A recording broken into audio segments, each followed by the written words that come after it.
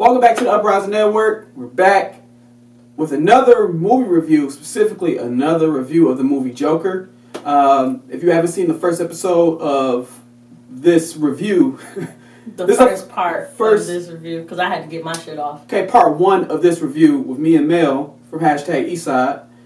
Go ahead and check that out before you check out this one. Since you're here, you can watch this one and just watch that one afterwards. Since you're here. But she had so much she wanted to say about the movie Joker, and there was still more to talk about. So wait, what all did you guys talk about that I haven't missed, just so we can recap? So it don't matter. I want to recap so we can give everybody a reason to go check out Mel's different perspective from mine. We talked about this version of the Joker. We talked about Heath Ledger versus Joaquin Phoenix. We talked about how this origin story of Joker was different from any other one. We talked about just the storyline, what we liked, what we didn't like. We gave our review of 1 through 10, our score of 1 through 10.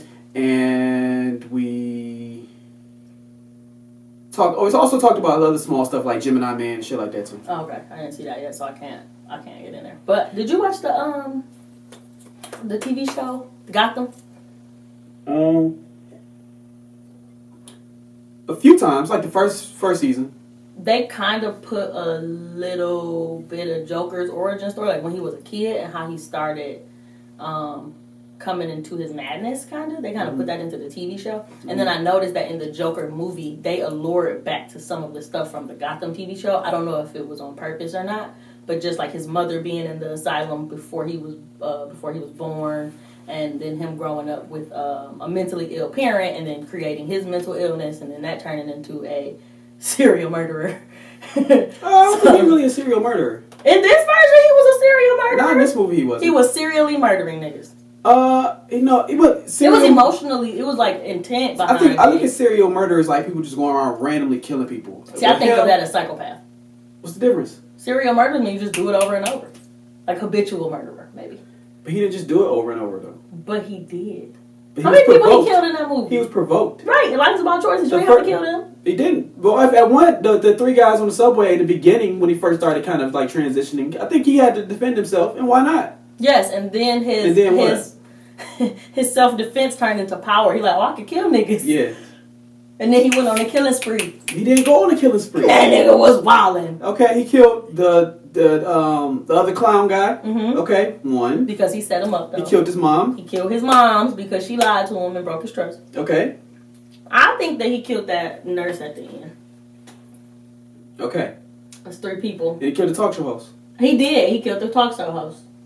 But it was also wild. Every single time it felt like he was doing it because he felt a little I don't say picked on, but he felt like they was treating him he felt like he was invisible, or he felt like he was just not in control really. Yeah. And he so therefore when you have blowing up in the streets. Through my mind, wow. So with the dude that set him up that he was trying to buy the gun from. He didn't even ask for the fucking gun. He didn't ask for the fucking gun. That guy just gave him the gun. Yes. Like, it's some people in the movie that you could tell, like, they picked up on, what was his name and what was his actual name? Arthur. They picked up on Arthur's underlying powerlessness or whatever, and was trying to help him gain power, but it backfired on them. Mm-hmm. It was a few people in the movie that did that. And from a mental health perspective of the movie, I think it was beautifully written, as far as what he was thinking and what he was putting on paper and what the camera was focusing on his paper and his notebooks. It was beautifully written. That showing of how he went from doing his best to being fed the fuck up and snapping was great. He only killed people he felt like he was abused by. Mm-hmm.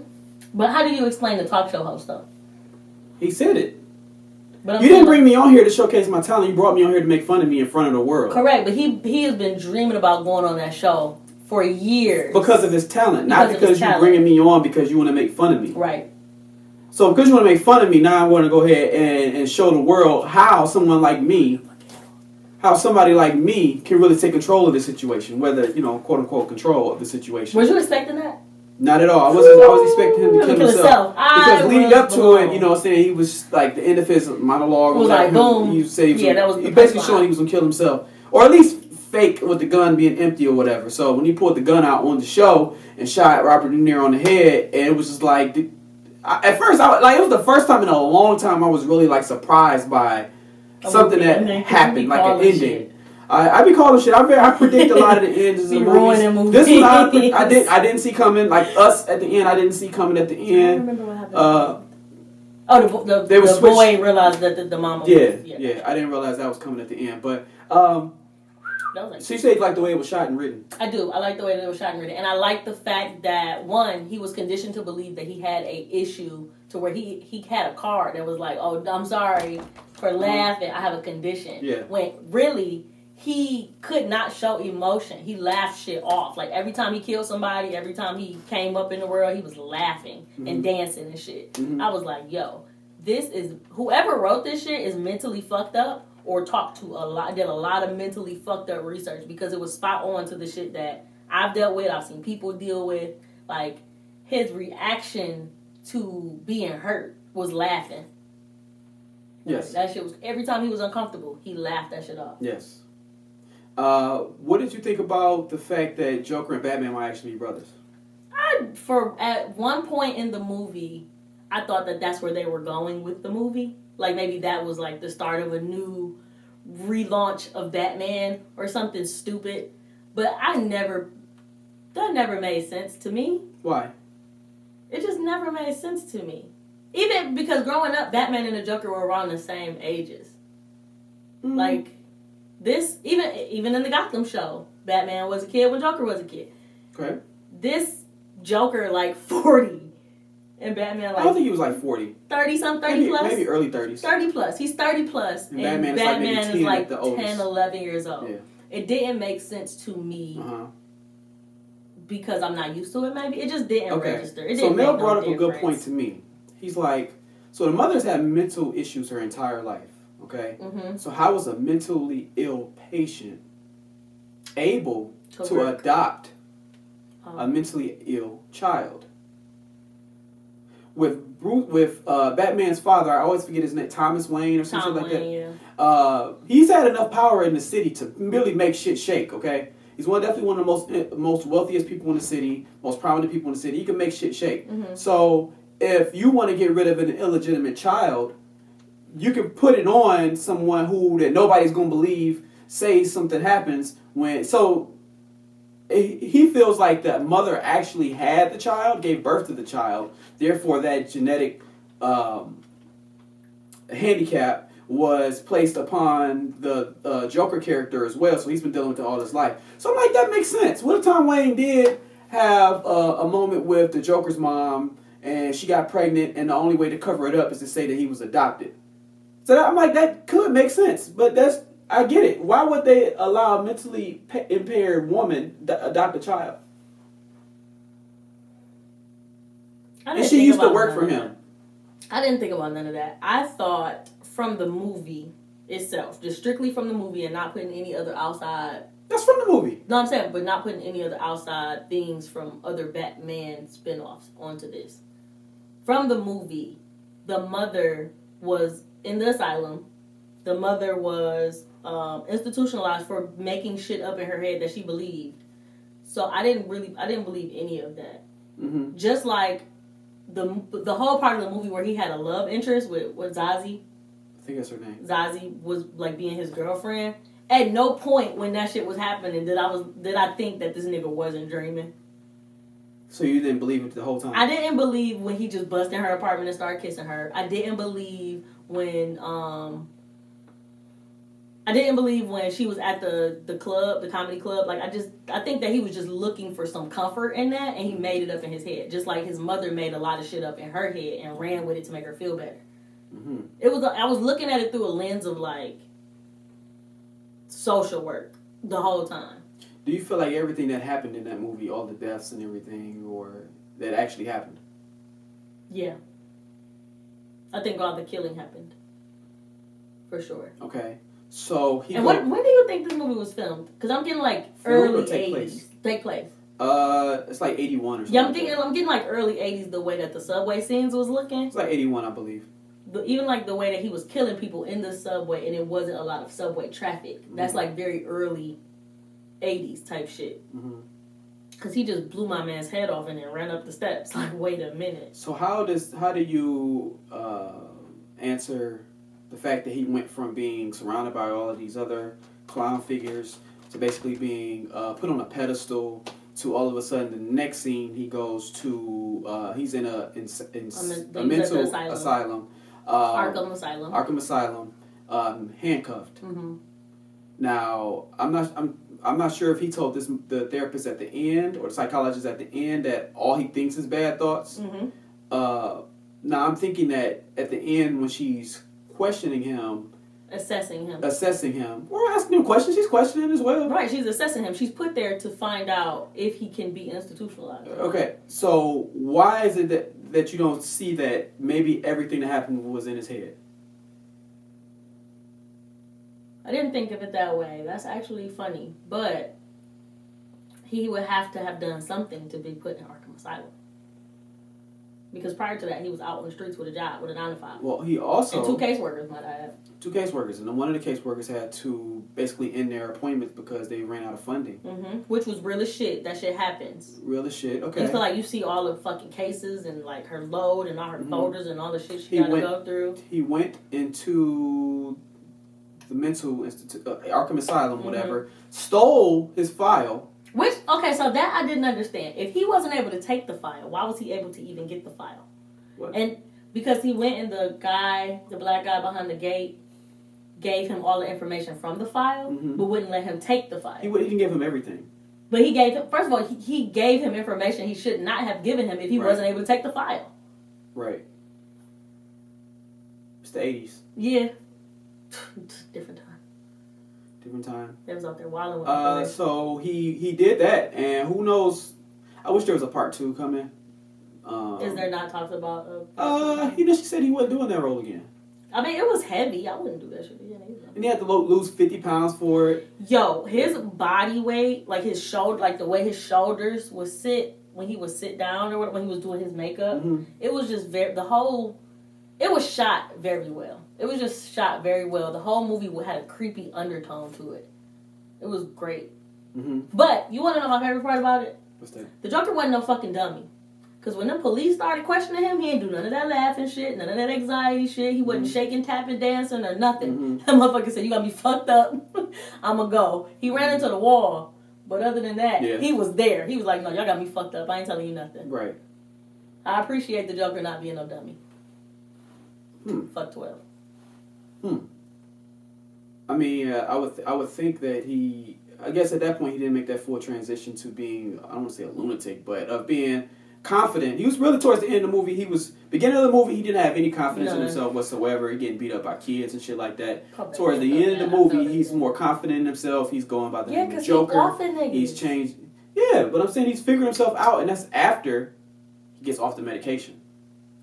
After he gets off the medication, once he stopped taking the pills. He's like, all right, well, this might be okay. You know what I'm saying? I'm getting comfortable who I am, and there's this whole social aspect of it, of the poor rock or eating the rich or something like that, and he happens to be like the face of it now.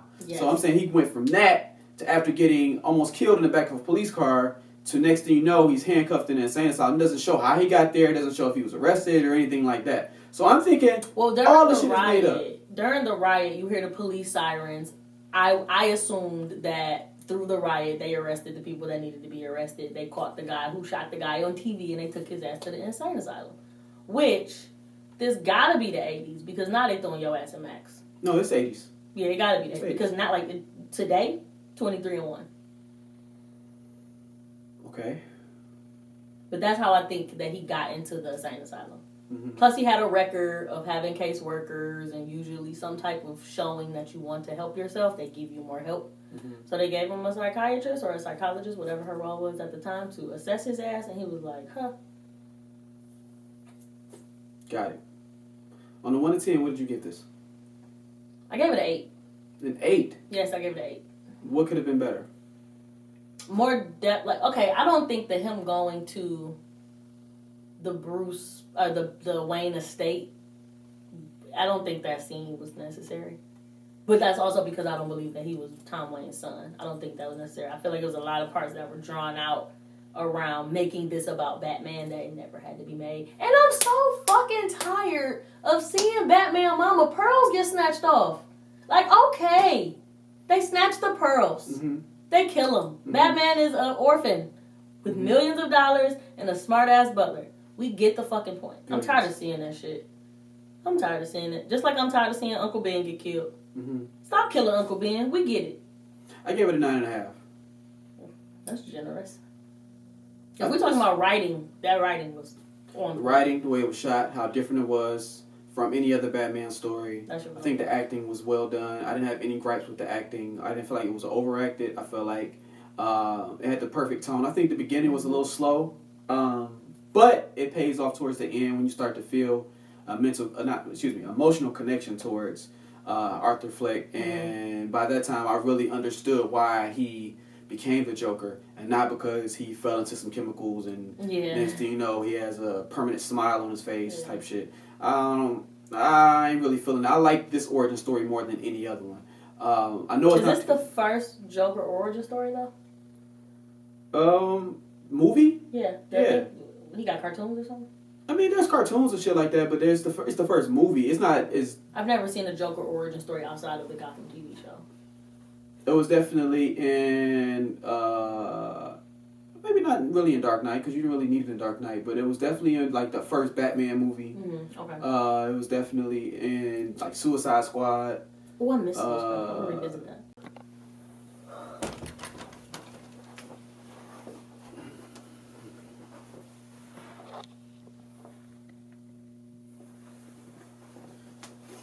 Yeah, so there's different variations of the Joker, and I think, honestly, this is the better of the two.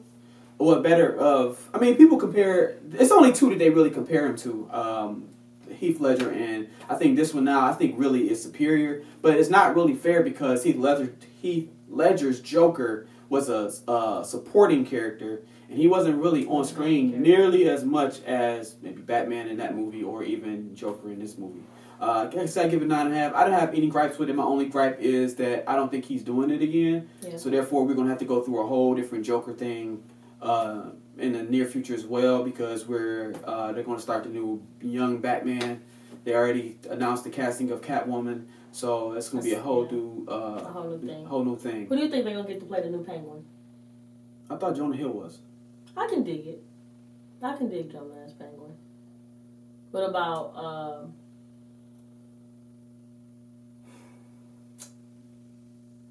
the nigga with the question mark? What was Jim Carrey? The Riddler. I hope they don't do a Riddler again. Who else is Batman's foes? Two-Face. I don't think Two-Face, Scarecrow. Yeah, I think really Joker is probably the only villain that I care about. Only DC villain I care about. Okay. I don't care about any others. Poison Ivy. Okay. Those are in the really bad Batman movies, like Mr. Freeze and shit like that. Mr. Freeze. I don't need to see those. Arnold Schwarzenegger. I don't need to see those again. So I forgot about this. Hopefully we'd have different villains. Where do you put Joker on the scale of villains overall, where it could be Marvel included? He up there. Because when you think of villains, you think of Joker. Yeah. He might be number one for me. He is up there. But Thanos number 2. He might be number 1. Honestly. That's a toughie. But when you think of comic book villains, there's really not too many that pop right into the head. It's Joker. Mm-mm. Yeah. Because he's a motherfucker. All of his versions, he's been a motherfucker. Mm-hmm. Like, he's gotten darker over the years. For sure. But he's a motherfucker. Absolutely. And I know Batman don't like killing people, but he done had a million chances to kill this man. Well, the Batman needs the Joker. That's the only thing that keeps him going. Like, if he killed the Joker, like, what else does he have to look forward to? You're right. Like, he might as well retire at that point. The streets is done if Joker. Streets is done. Joker. Like, at that point, like, what is my purpose now? I got all this money. I get any woman I want. It's like Megamind. I got all the toys I need, cars I need. I just need something to do every day. I need something to do every day. This is when I was watching the I was at my parents' house and I saw Eve was on some daytime show. I'm like, she married a billionaire. What the fuck are you doing on a TV show every day? You married a billionaire. She bored. So I guess yeah, she bored. So that's what Batman is to the Joker, or vice versa. Okay. So any other last words for this movie? The shit was good. If you haven't seen it, go see it. Find me on Twitter to debate it. I got time. Okay. All right. Until next time, you'll see us again on the Uprising Network. Is there any other movies coming out this year that you're looking forward to? I want to see that movie with Will Smith, the cartoon movie where he turned into a pigeon.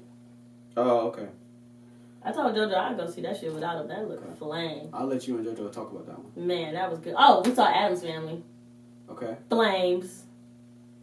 I'm going to get JoJo on the screen. We're going to talk about that because that was amazing. All right. He said it was just okay earlier. I was asking him about it. He don't know the Addams Family history. He said you also left him in the theater by himself. How? You went to the bathroom. Never. That's what he told me. He also fell asleep twice. Oh. Well, so many different stories. So many. I mentioned on the last review that I want to see that Adam Sandler movie where he's looking like my man from Hardcore Pawn. I want to see that. What? You didn't even see that? Like a real people one? It's a real movie. He looked like he's looked like my man from Hardcore Pawn. I'm good with the animated. That shit was fun. It's not animated. I like that, but I'm saying I'm good on the animated one. I'm good with that one. I'll probably see Zombieland maybe this weekend. Straight. Zombieland 2. Straight. I'm drawing a blank right now, but whatever. I talked about those at the end. Yeah, I don't know what other movies are coming out. If I feel compelled to go to the movies for something, I will let you know so we can talk about it. But other than that, me and this Fire Stick is hibernating. Cool. All right, till next time, catch us on the Uprising Network, reviewing movies. You can catch me and Jasmine talking about some older, not even older, but like urban, like lower budget movies as well. We got holiday movies coming up. Supposed to film that soon, so y'all doing B-list holiday movies? Is it B-list? Which ones y'all doing? I'll Be Home for Christmas. No, Halloween. I said Halloween. You said Halloween. Oh, I thought you said holiday. I said Halloween. Oh, what Halloween? Y'all doing Bones? There's plenty. Y'all gotta do Bones. Bones is a classic. All right, so check us out next time. Lamaria Grace, founder of the Uprising Network. D. Berry. I'm not D. The Thee Berry. All right, till next time.